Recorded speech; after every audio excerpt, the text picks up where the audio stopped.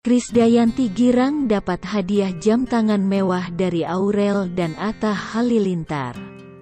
Krisdayanti senang dapat hadiah jam tangan mewah dari anak dan menantunya, Aurel Hermansyah dan Atta Halilintar.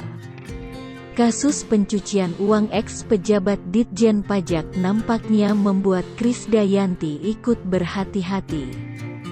Diva sekaligus anggota DPR RI ini mengaku kini lebih berhati-hati jika ada seseorang yang memberikannya hadiah.